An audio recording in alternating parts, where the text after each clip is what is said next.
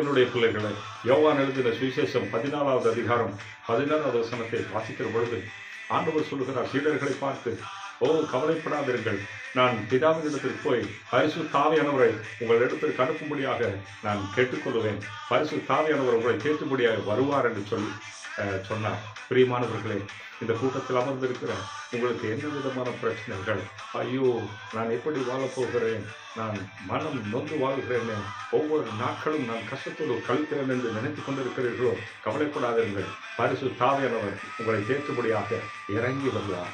பரிசுத்த ஆவியானவர் இறங்கி உங்களை வழி நடத்துவார், சகலவித சத்தியத்திற்குள் நடத்துவார். உங்கள் பிரச்சனைகளிலிருந்து உங்களுக்கு ஒரு விடிவை தருவார், ஆறுதல் படுத்துவார். சீடர்களுக்கு இயேசு சொல்லுகிறார், உங்களை ஆறுதல் படுத்தும்படியாக பரிசுத்த ஆவியானவரை அனுப்புவேன் என்று சொன்னார். இதோ இந்த கூட்டத்தில் அமர்ந்திருக்கிற உங்கள் ஒவ்வொருவருக்கும் ஆறுதலை தரும்படியாக இன்றைக்கு அவர் இறங்கி வருவார். இறங்கி வந்து உங்களுக்கு ஆறுதல் செய்வார். கவலைப்படாதீர்கள்.